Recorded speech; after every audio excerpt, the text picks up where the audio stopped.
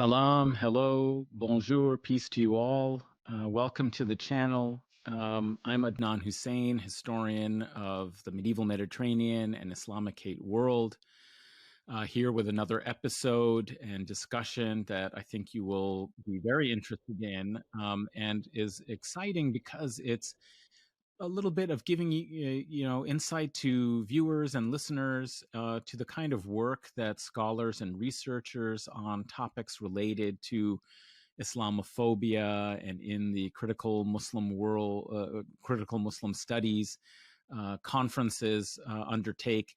They can't be completely open to everyone in the public, but it's a great idea, I think, to try and share some of the scholarly interventions, ongoing research in a format for the public. So you're getting a kind of inside view of what it is that we discuss at these conferences.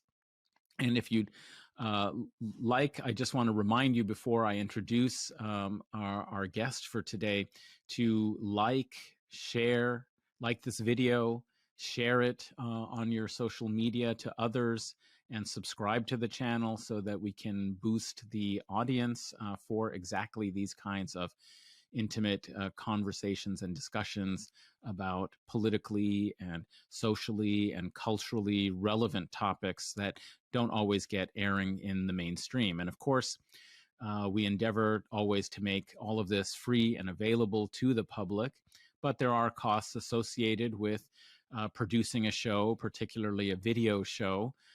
So if you want to support the channel and are able to, we would be grateful. You can go to patreon.com/Adnan Hussein. But without further ado, I'm really excited to introduce and welcome Rayan Freschi, who is a colleague and a friend and somebody I've met over the last couple of years, precisely at the International Islamophobia Studies and Research Association, and then most recently also at the Critical Muslim Studies Conference that was held in Istanbul, Turkey, at the beginning of last month. And Rayan is a researcher at Cage International, and he can perhaps tell us about the work that they do. But they are a civil rights kind of group that is dealing with basically rights and their violation as a result of the war on terror. He's an author of a report on Islamophobia in France, and works on basically manifestations of the war on terror in France. And he gave a wonderful paper that we will be discussing called Reigniting the Muslim Rage, From Collective Memory to Impactful Resistance. Rayan, salam alaikum to you and welcome to the show. Thank you for making time. Wa alaikum salam wa rahmatullah, dear Adnan. Thank you so much for having me. Well, I'm really glad that you've managed to make some time to come and talk to us, not only about this fascinating paper that I heard, but also because you were participating in another kind of conference, roundtable, and set of panels taking place in Paris a couple of weeks ago or weekends ago on June 21st and 22nd, Guerre à la Guerre, War on the War. That was in response to the arms kind of festival or market arms show basically taking place. Can you tell us what happened? I mean, there were a number of, eminent scholars and activists who were gathering. Dr. Chella Ward, you were participating, Hatem Bazian, people from France, the Ligue Pan-Africaine, Umoja. So it was like a wide variety of scholars and activists talking about the dangers of, war and support, I presume, also in providing armaments and complicity to the ongoing genocide in Palestine. So a very interesting, event. Maybe you could tell us a little bit more about it and also what happened during this event. Yeah.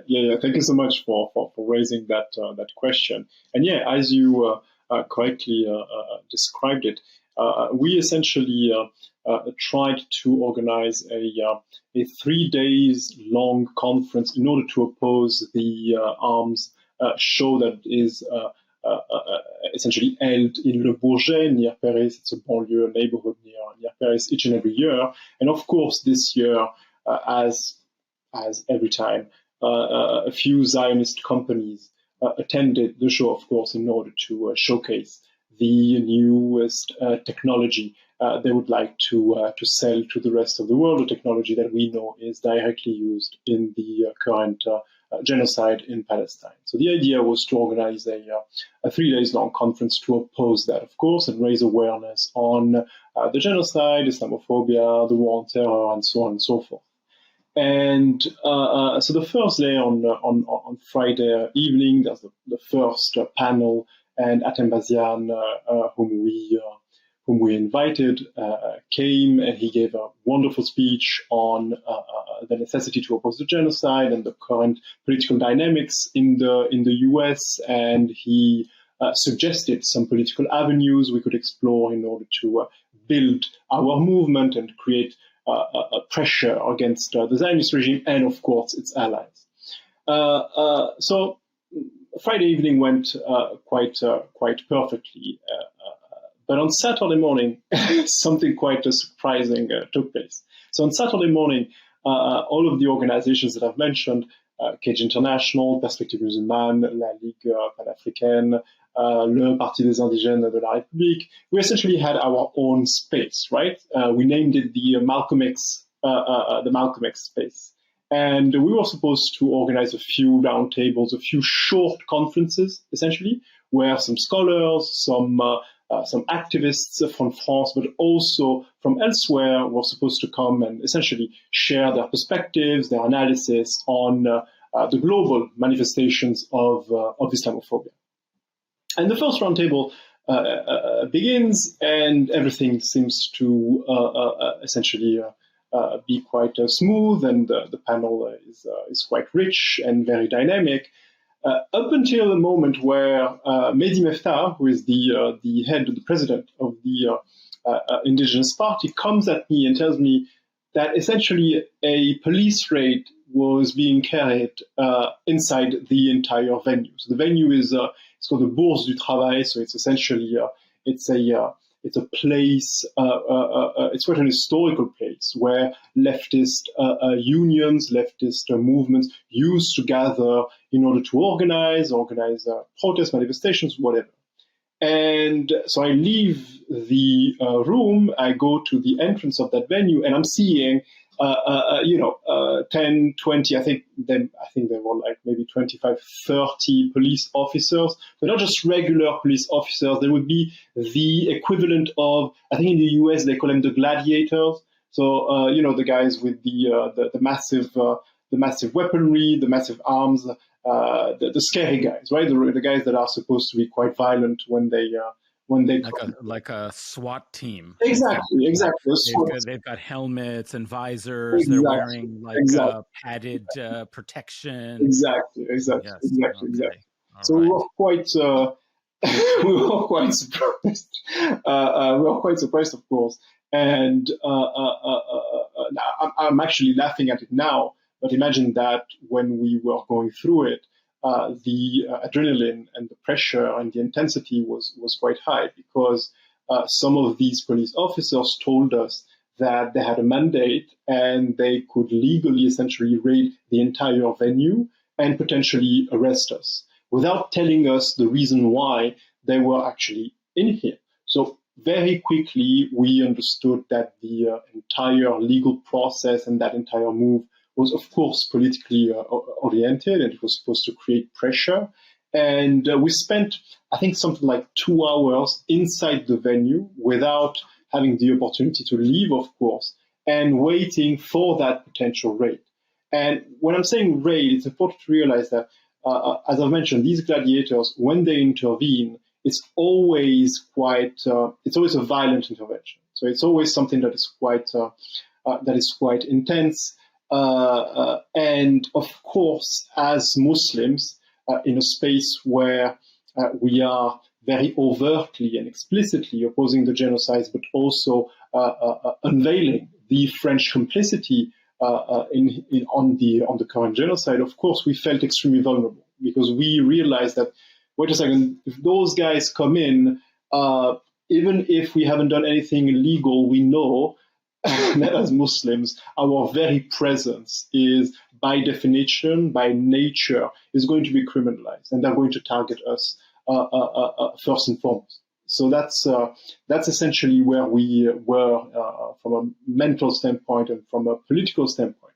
So it lasted essentially 2 hours, and at some point they decided to leave because what they said is that they essentially arrested a few members of an ecologist, an environmentalist, sorry, a movement, essentially pretexting that they essentially had some helium, some helium, how do you call them? Balloons, essentially helium balloons. And they said, yeah, but you can't have helium balloons near the arms trade. It's actually illegal because if those balloons get in the air, they could essentially mess up the communication and the shows of the different aircrafts, essentially. So that's the pretext they use, but it was quite. I'm amazed that they didn't say that those balloons could be used as a chemical weapon. Yeah. Next time they should use. Next time, yeah, that's the latest one. It's way more efficient. Wow, that's incredible. So they did arrest a few people on some pretext that the helium balloons might do damage to. Well, I mean, maybe this is also kind of footnotes for resistance. If helium balloons, if helium balloons can cause such trouble, these are maybe not the best weapon systems. I'm concerned for these manufacturers. They must go back to the drawing board because helium balloons can come from anywhere. Sabotage is not that hard in the end. Yeah, but we're laughing, but it was clearly an attempt at overt intimidation exactly. of the event.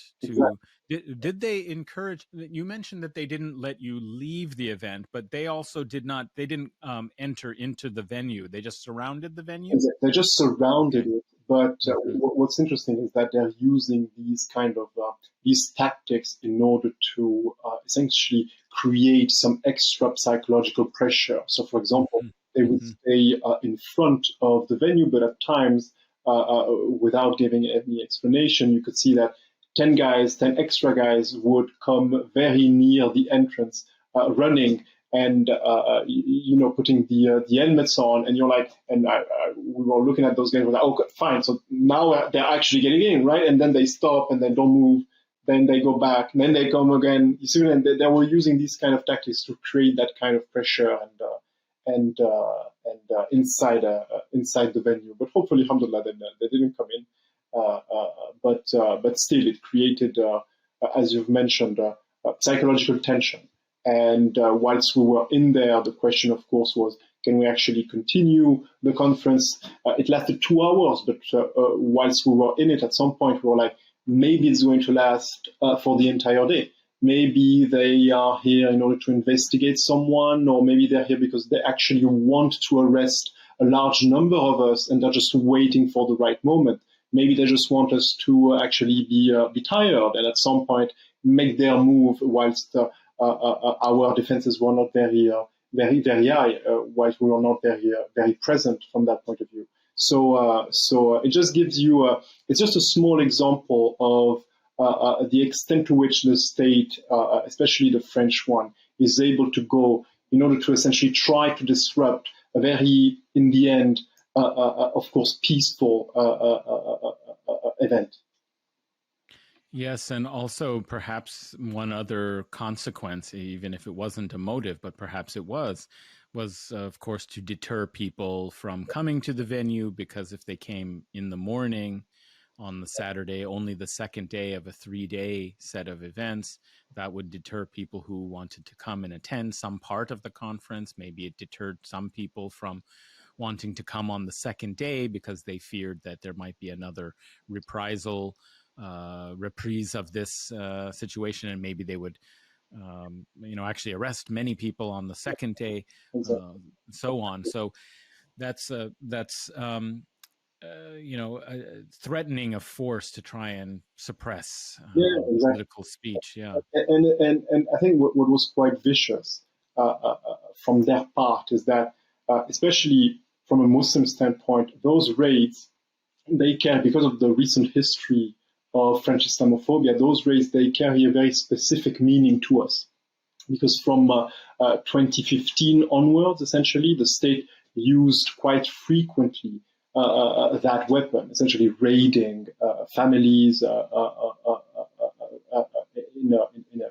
in a very large amount, in order to create terror, in order to, as you've mentioned, deter the entire Muslim community from participating in the body politics, from essentially voicing their political grievances and their legitimate political concerns. So just seeing them reignited that recent history of trauma, and we had to go through that in order to just continue the panels and the conference. Well, I'm glad that the conference continued and was not deterred or further disrupted. I don't know if there's been any follow-up to understand what the stated purpose of the police presence was, what they were alleging. Maybe there will be some follow-up reporting.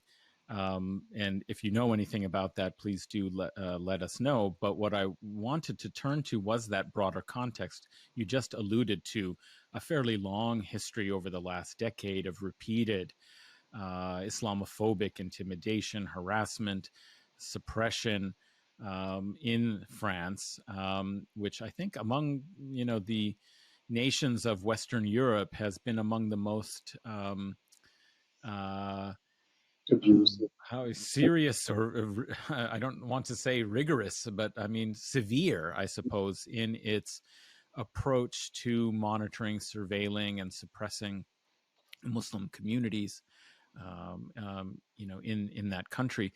Maybe you could tell us a little bit more, since you are an author of a report on Islamophobia, and this knowledge and experience was part of the background, in fact, actually, of your paper that we'll come to. But perhaps you can fill in a little bit.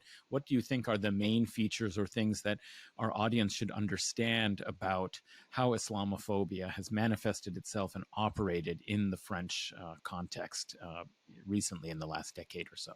Yeah, thank you so much for that question, because I think for a series of reasons, there's a knowledge gap, I think, in the larger political community, but academic community as well, for a series of reasons: language barrier, for example, cultural barrier as well. We don't necessarily understand the Muslim experience in France, essentially. So we have some understanding here and there, but we don't necessarily have a proper encompassing analysis of what's currently going on, or at least it's not shared enough and widely. Imagine that in the last decade or so, the main policy that was adopted by the state, actually under Macron in 2018, is a policy whose name is quite telling. It's called the systematic obstruction policy. And it's something that is it's designed to entirely, to harass the entire Muslim community, to persecute the entire Muslim community. What I'm trying to say in here is that it's a policy that is carried out by the entire administration and is supposed to target any Muslim-led establishment. And when I'm saying targeting, I mean controlling these establishments, trying to close them down, or at least making sure that they are entirely disciplined and subjected to the state, to the state ideology, if you will. When I'm saying controlling and when I'm saying a Muslim establishment, what I mean is that members of the French administration can come at any point in those establishments in order to check any piece of legislation that establishment is supposed to respect. Let's give you a very short example. Let's say you have a restaurant. You're a Muslim and you have a restaurant. the administration can send some officers and then going to double check each and every piece of hygiene norm, security norm, every restaurant is supposed to respect. And if they identify the slightest breach, even if it's a tiny detail, even if it's not a big deal, the direct response, the direct consequence is going to be the closure of that establishment and potentially the seizure of its assets. This essentially means that from 2018 onwards, we have seen more than 30,000 Muslim-led establishments being controlled by the state, and at least 1,000 of those were closed down. On top of that, 55 million euros were seized by the administration from the Muslim community, which you can easily imagine is, for a number of structural reasons, an already quite impoverished Muslim community. And by Muslim establishment, and that's the last part that I'm going to describe here, it is to be understood very widely. It's not just the mosque, it's not just the Islamic schools, it's also the restaurants, as I've mentioned. It's any business, any establishment that in a way or another is connected to the Muslim community.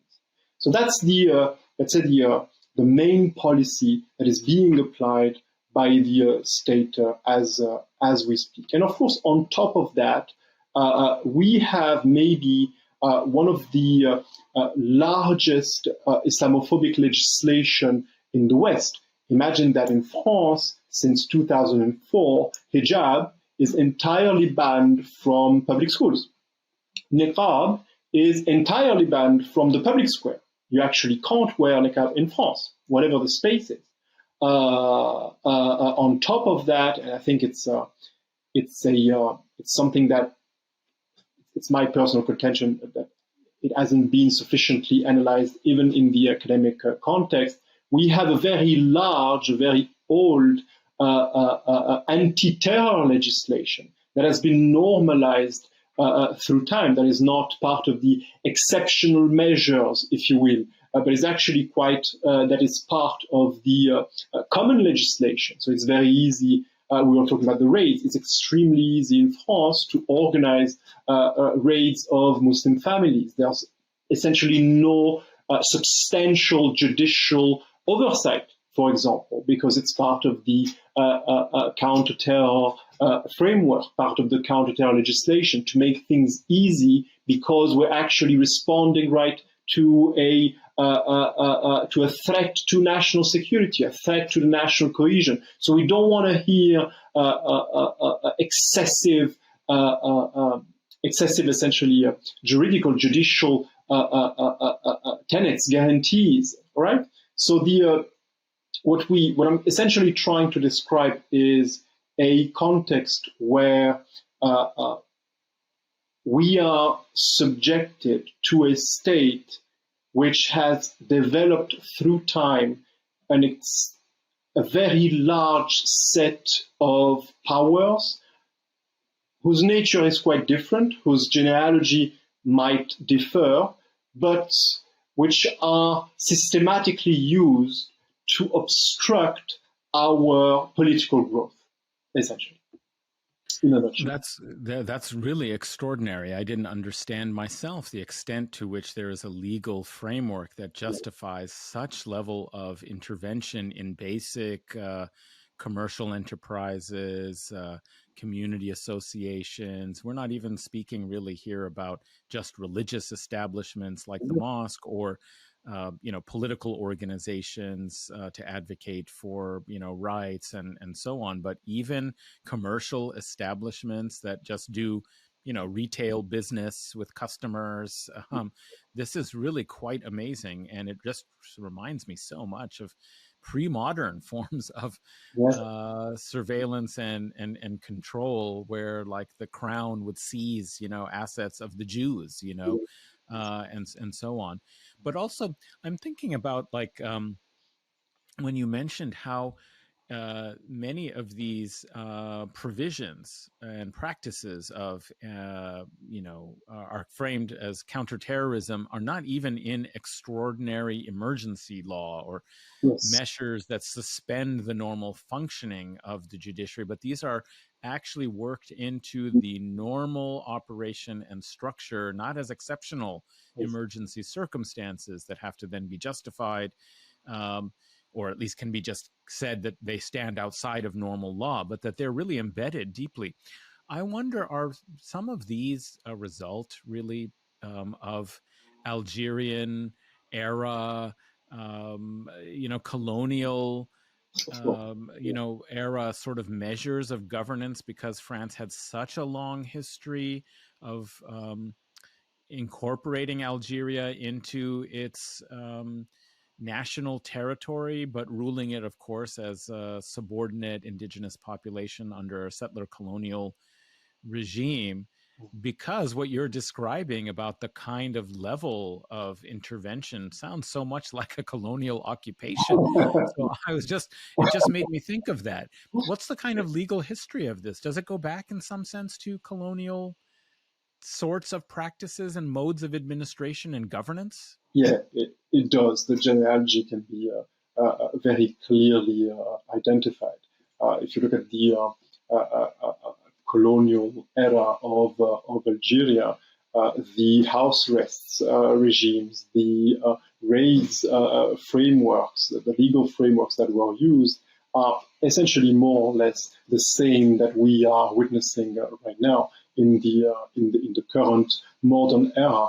But what's quite interesting is that if we can clearly identify that colonial genealogy, I think there's a specific moment in time, a specific period, which is also quite key in order to understand how we actually got there. And it's a period in history which is still quite taboo in the Algerian community, and it's the 90s, right? The 1990s. A time in which in Algeria, the Islamic resurgence movement, the thesis, at the time, essentially won a few elections, and as a result of that victory, the dictatorial regime essentially suspended the election process. It stopped it, and it led, I won't go into the details, but into a civil war that lasted for more than 10 years. And quite clearly, that civil war was supported, or to be more specific, the dictatorial regime opposing the so-called Islamists were supported by the French regime as well. And the French, on the French territory, they repressed some members, or to be more precise, some supporters of that Islamic resurgence movement in actually France. And to do that, they recreated past colonial frameworks, past colonial powers, and they developed it in the 90s and used it in the 90s against Algerian Muslims.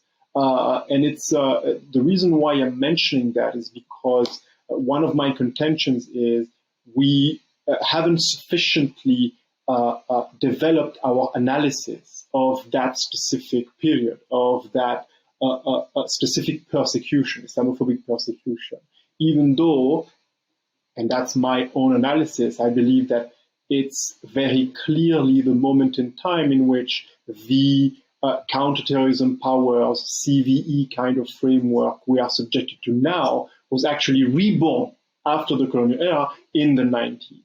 And it also explains the specific trajectory of French Islamophobia.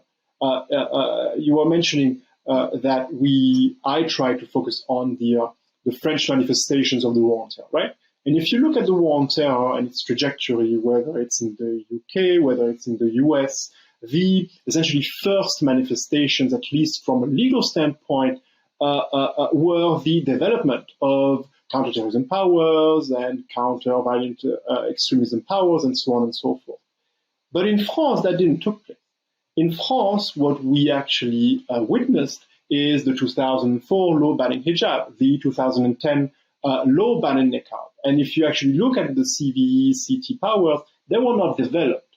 But the reason why they were not developed is because they existed already, and they were already quite sharp because they were already, the state already used them against us in the 90s. So in the first decade of the war on terror, there was essentially no need to develop them.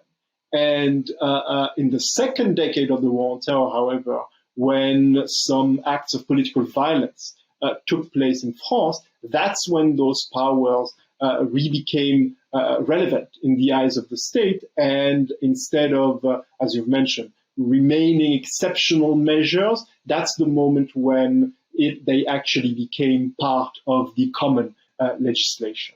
So I think that's essentially the entire context and the tapestry. The French tapestry is essentially this one. Of course, the colonial genealogy is of course obvious. I think we could discuss for a long time, for example, about the house arrest regimes, which are also used quite frequently against Muslims in France nowadays. And if you look at the colonial era, so many Muslim leaders, so many Muslim activists, so many anti-colonial, of course, leaders of movements were subjected at some point not only to raids but actually to some house arrests.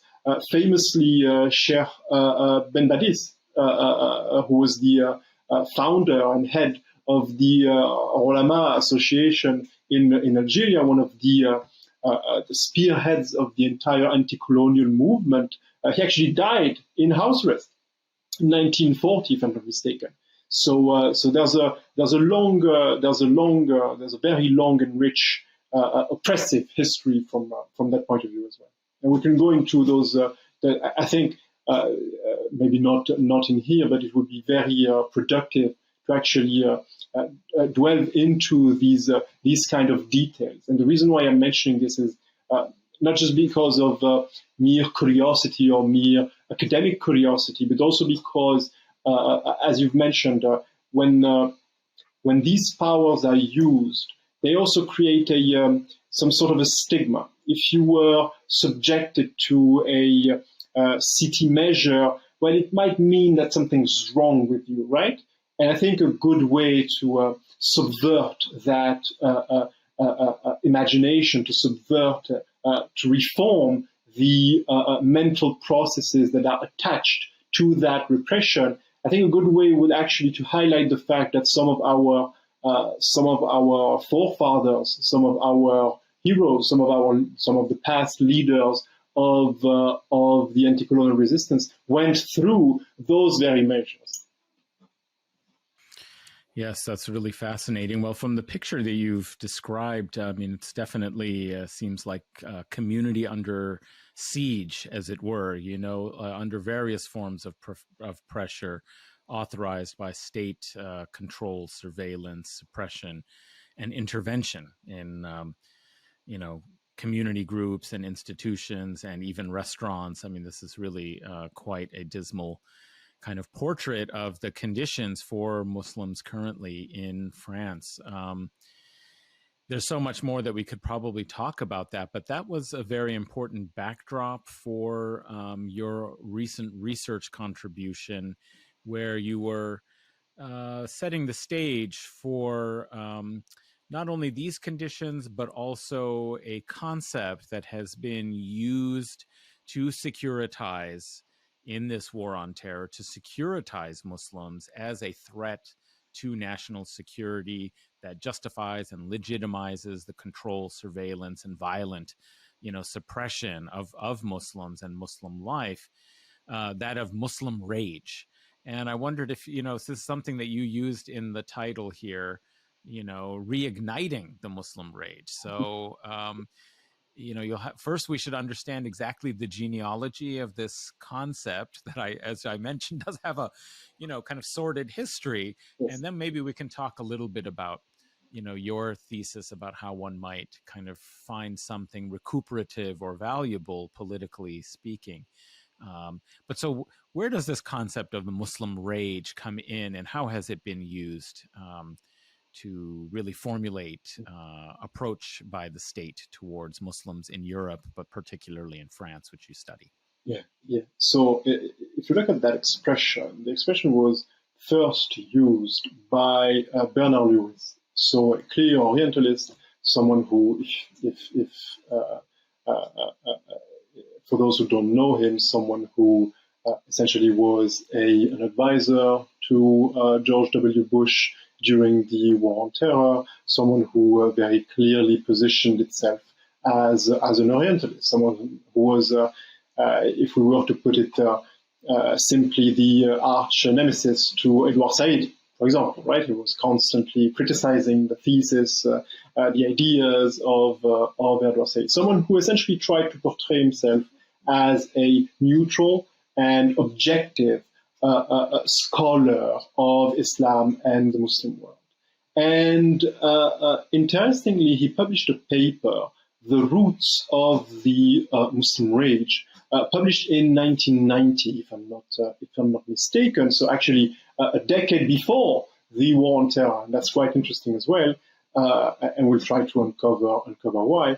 And it's quite a long piece where, in a very Orientalist fashion, he tries to, as I've mentioned, depict himself as neutral, as someone who, in a way or another, actually admired the Islamic civilization in the past, of course, and identifies the Muslim rage, right? He depicts and he describes a sentiment that is apparently widespread amongst the Muslim masses, amongst the Muslim world, and he essentially says that sentiment is quite unjustified. That the rage of the Muslim masses is, of course, directed towards the Western civilization, and is quite completely unjustified. That he doesn't really explain the reasons why. What he says is that, essentially, his main point is the colonial era is over. So I don't really understand why Algerian Muslims, for example, have an issue with France. France is not in Algeria anymore, right? So where's the problem in there? And I'm using the Algerian example, but there are he's using other examples as well. And what's clearly interesting is he is maybe the first one to clearly identify one of the most important tenets of the War on Terror, of the War on Terror narratives, and the idea that every political grievance that is expressed by Muslims should be denied completely, doesn't have any foundation, is not justified, and is actually the result of a rage that comes from maybe the lack of sophistication of the current Islamic civilization per se. And why are they unsophisticated? There's no real reason identified, but very clearly you can sense that, it's maybe part of their DNA, right? It's actually part of their Muslimness. Because they are Muslims, there's a lack of rationality. The rationale behind it, behind their behavior, behind their political behavior, behind the political narratives that they are sharing, doesn't really make any sense. And so the idea that every political grievance should be denied is really something that is going to be part and parcel of the War on Terror narratives. You might recall that at some point, I think it was in 2004, George W. Bush said,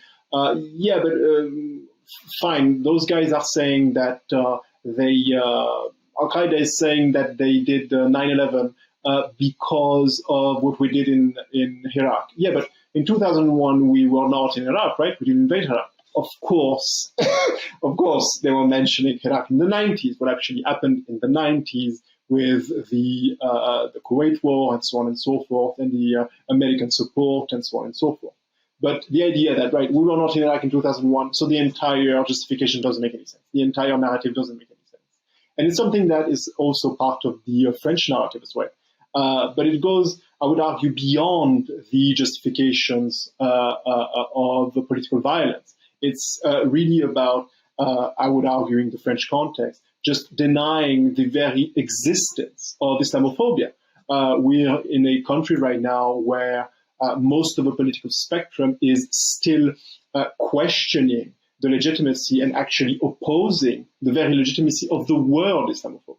And they even they're even explaining us that that word should not be used because it was invented. There are two schools of thought. Either the mullahs in Iran in the late 70s in order to prevent any critique of Islam, or, of course, it was invented by the Muslim Brotherhood. We don't really have a date in history yet. We don't really know when. But again, used by the Muslim Brotherhood, again, in order to prevent any serious critique of Islam. So it just gives you a sense of the extreme consequences of that narrative. But to come back to the actual concept of Muslim rage, what I try to do is essentially explain that emotion is completely understandable and actually politically justified and even politically required in order to sustain any effort to oppose Islamophobia.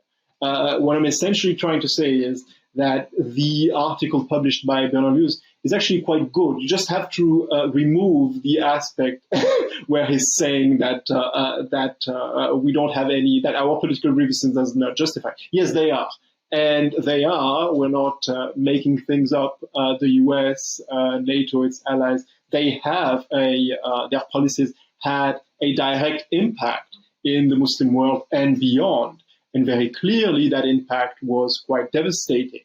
But if we want to identify the, let's say, the overarching spirit of those policies, it's clearly to oppose the rise of Muslim voices, the rise of legitimate Muslim movements supported by the Muslim masses. It's actually opposing the liberation efforts of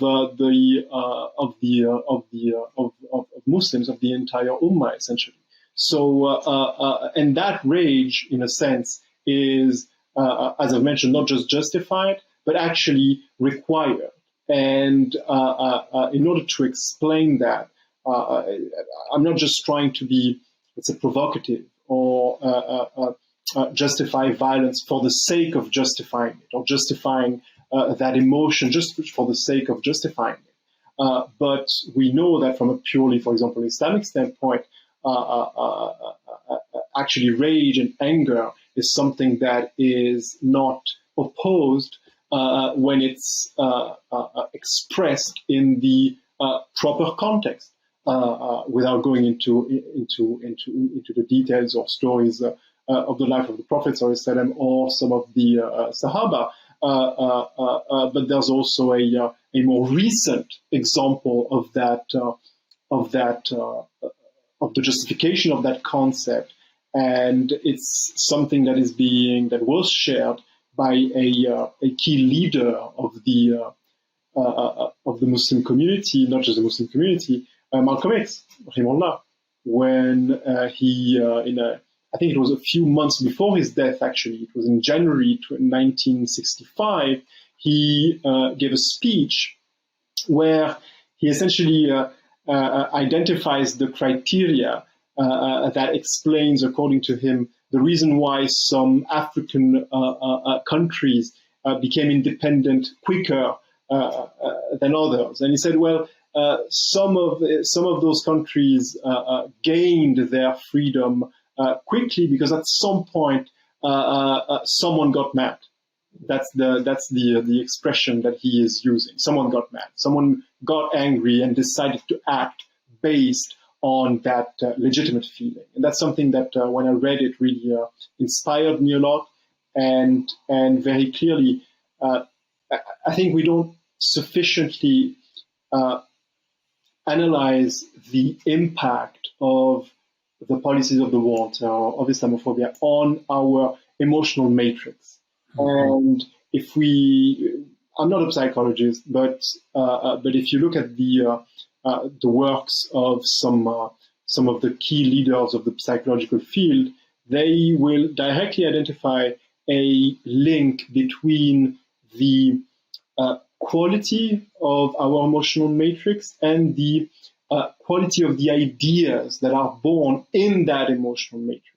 My contention is you cannot develop ideas, you cannot develop political strategies, you cannot imagine a new and fairer world without going through some degree of anger. And that anger is just the legitimate emotional response to the strong and shocking injustices we are subjected to. If you don't feel any anger when you are seeing the images of the genocide in Palestine, then I'm sorry, something's wrong with you. And not only that, I don't see how you can imagine the effective solutions to that genocide. And I think it's quite a subtle and vicious impact of Islamophobic policies to, in a way, corrupt our emotional matrix, preventing us from feeling things that are completely legitimate and preventing us from developing ideas that can only be born in a proper and uncorrupted emotional matrix. That's very interesting, and I do know indeed the Malcolm X quote. I'm somebody who has since my youth found his words just so amazingly rich in analytical, but also powerful at the same time. And the contrast that he had in that quote, I believe, was a contrast between, as you said, those who got mad, got angry, felt rage at injustices, at oppression, and then were motivated as a result into productive political action, was contrasted to those who just felt sad, yes. Right? And so that is also the other emotional dimension of this, is that so many people, and I think what you're calling for is making sure somehow to transform from the politically unproductive feeling of sadness, which is also a natural human response to seeing the devastating violence of this genocide or of Muslim suffering around the world. But of course, we've been treated, especially in the last almost 2 years, to horrific images of children, women starving to death, being brutally murdered, dismembered, and so on, is that, of course, it would naturally make people sad to see tragedy. But that's not a politically productive emotion. So many people I know watching the situation have felt so despairing, shocked and despairing, and different components and facets of this fundamental sadness. But I think Fanon might be very helpful here as well. You were mentioning, in terms of the psychological understanding of how oppression works. He was somebody who theorized, was himself a clinical psychiatrist, who thought about revolution, particularly in the Algerian context, and the consequences of settler colonial violence and oppression on the psyche. But there is this kind of dysfunctional way in which the violence can be cathected in the social body, which is this kind of despairing sadness or violence that is directed in criminality vis-a-vis one another, rather than directed in a politically conscious way as part of a political liberation struggle, which is more connected, as you were saying, to anger. So I think this is a very important point that you're making, because so many Muslims have during this time felt great sadness, but it's accompanied by political demobilization, helplessness, despair. Yeah. And so you're suggesting that one needs to tap into that sensibility. Exactly. I guess I'm wondering also in some sense, Muslim rage, that's a transnational category as well, like, so it's because it's the collectivity of Muslims around the world who are connected by some sense of shared faith and empathy, Yes. as we would have for humanity as like an ummah, as a all of humanity, but in particular because we know that the way in which Islamophobic violence in the project of the West has taken a toll, particularly, you could say, especially in the last several decades, with violent military intervention, sanctions, siege, in the Middle East that has produced civil war, all kinds of death. I'm just thinking again about the question of grievances in Iraq. I mean, it's just this amazing amnesia that Yeah. people forget Yes. that after the Gulf War to, liberate Kuwait from Iraq's invasion, that there was a decade of sanctions that were even more brutal with more consequences on the society as a whole, that were completely considered legitimate. And so, there's just no sense of like that these are grievances. These are politically rational grievances that have been experienced and articulated. And, so, there's this kind of sense that of a particular kind of empathy, and lines of sympathy and feeling that bring Muslim community together in some kind of consciousness, Yes. but that has not necessarily been turned to productive solidarities, Yes. right? Yes. And so maybe you can tell us a little bit more of what you see as the emotional potential in your recuperation of what was an orientalist kind of concept, trying to say Muslims are totally irrational and they just have this sense of jealous, Yes. hatred for the West because of the West's Sophistication of success, the loss of Muslim political sovereignty and power, and failures of development. So then they've just got this, ressentiment against the West that is irrational. There's nothing that can be done about it. They just have to be held at bay. They are always inimical and a security threat because they carry with them this politics of rage and resentment that is irrational. You're trying to put reason to it, saying, yes, indeed, there are these grievances. What do you see as the productive potentialities that can be explored in understanding, a new concept of Muslim rage? Basically, the second part of your title is from collective memory to impactful resistance. So maybe you can elaborate on what you meant there. Yeah. What I essentially tried to identify is the connection between the legitimate emotional response and the our direct ability to maintain and collectivize our collective memory. One of my contentions is if we exclusively fall into the arms of sadness, right, and we just refuse to tap in the potential of our rage, there's also there's another threat that comes in, and that threat is a threat of amnesia, of political amnesia. And amnesia is, without going into too much detail, but is essentially a consequence of some of the policies of the state. One of the reasons why they're trying to they're explaining that our grievances are not legitimate is that actually they do not exist. And the best way to remove them from the entire narrative is to actually remove them from our collective memory. You mentioned what happened during the Iraq War and the sanctions in the 90s.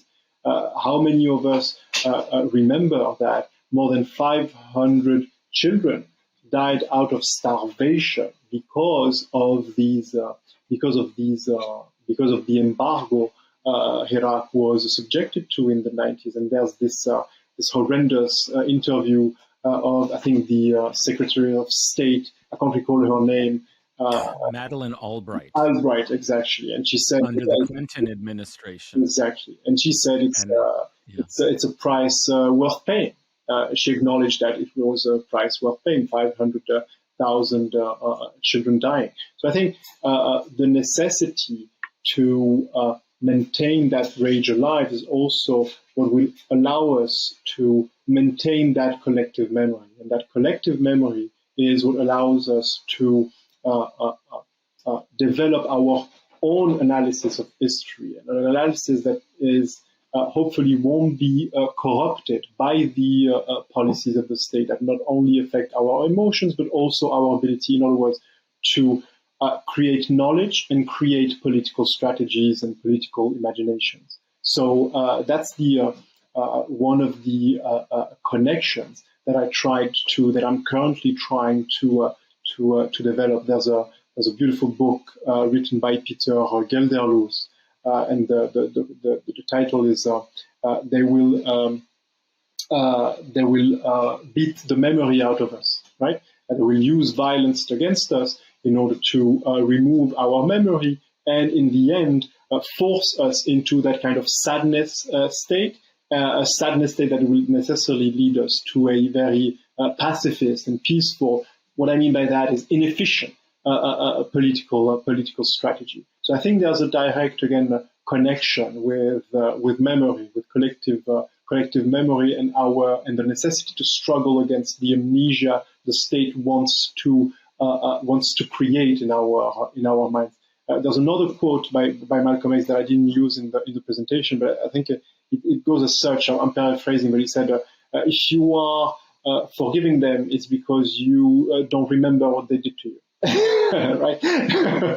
So again, you see, if you actually analyze that sentence, you can see again that he's implying that if the memory was still there, you wouldn't forgive them, and of course you wouldn't forgive them. You would feel rage against them, and you would then not forgive them, and potentially develop strategies, a new political vision that will directly oppose those who are responsible for these injustices. So I think that's a key connection that at times is not necessarily identified.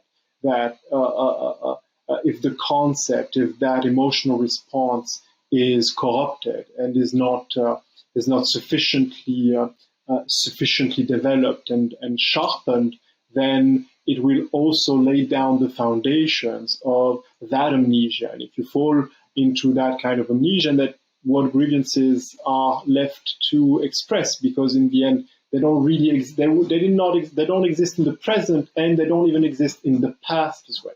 So what kind of future can we build based on that corrupted? I'm using that term again, but it's because it's actually a Quranic term. So that's the reason why it comes to my mind frequently. But it's the one that I think carries the proper idea, the idea that emotional corruption, historical corruption, leads to a stronger defense of white supremacy and of those unjust structures that are currently supreme in the world.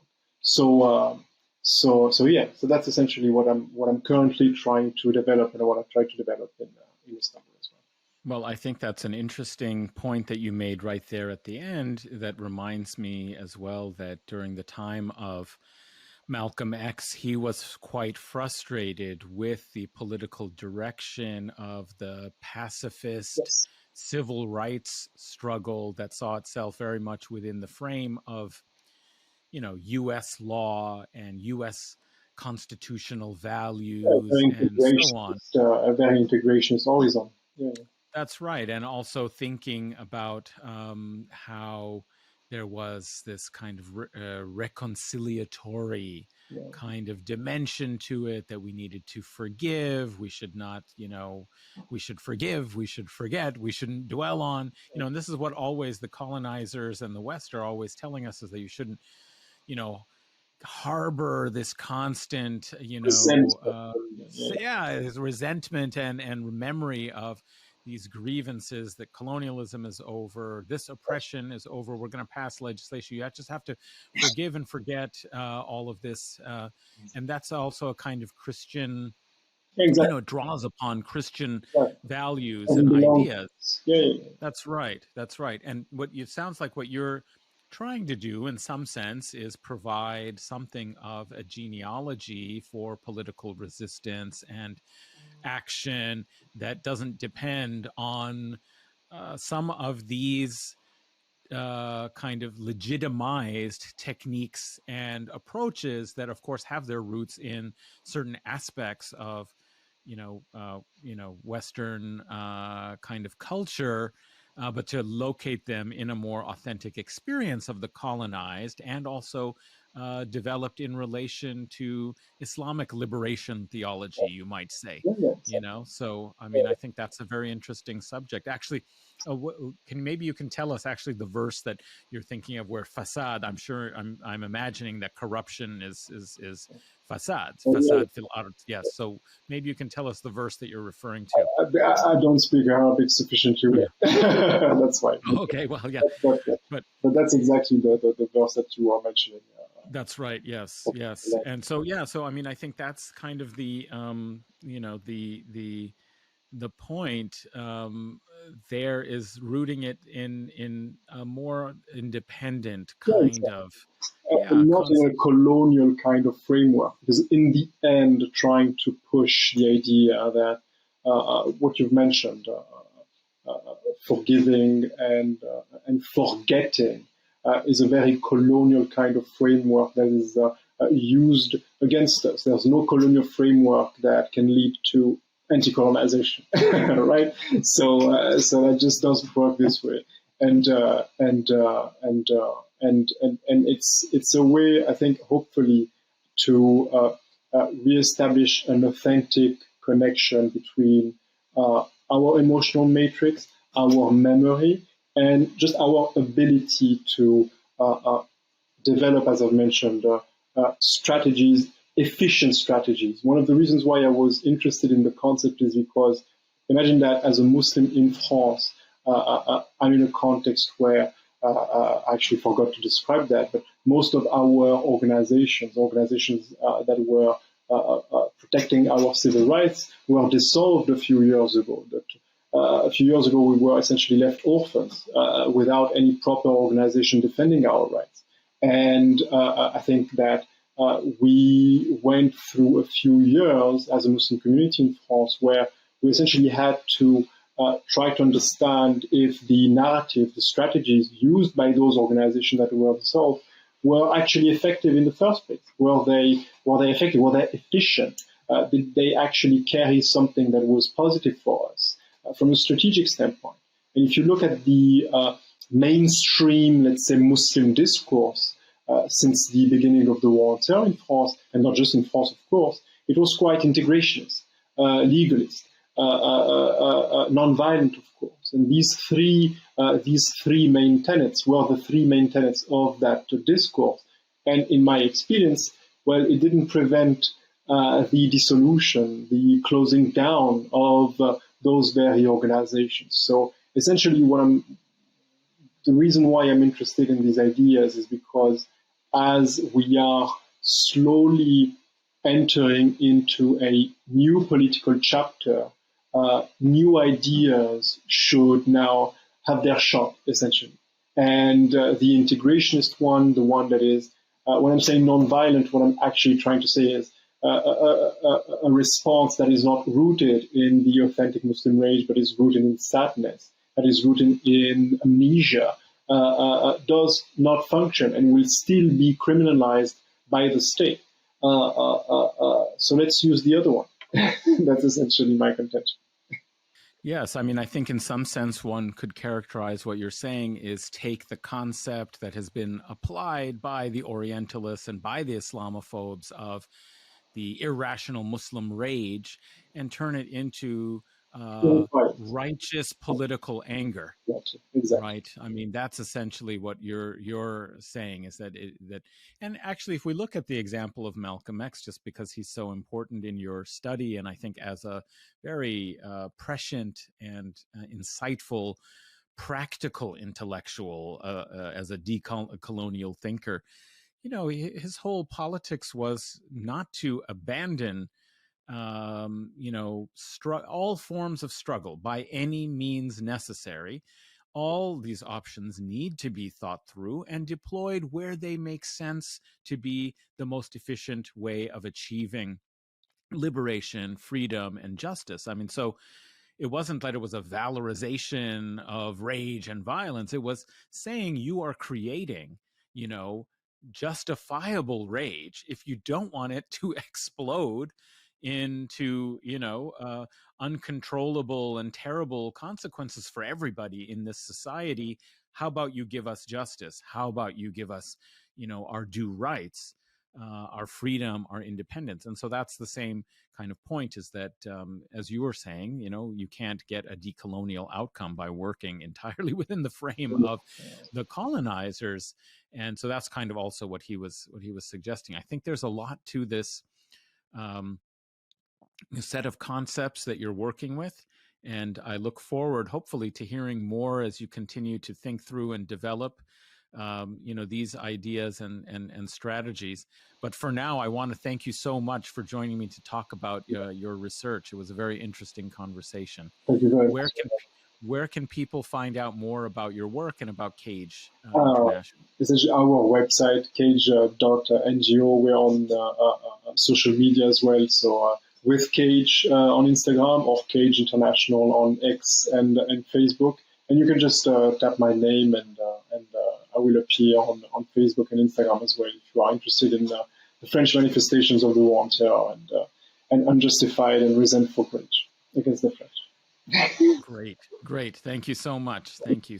And listeners and viewers, I just want to thank you again for tuning in to, and being here for one of these important conversations, and also, having a sense of the kind of work that's being done in academic fora that has relevance actually to the world in which we're inhabiting. So we have to thank Rayan for sharing his research and his productive and interesting, challenging ideas. I hope you found it interesting. And of course, you can always like, share, and subscribe to the channel, share the video. And if you'd like to support us, and so that we can continue making interesting and fruitful educational and political content,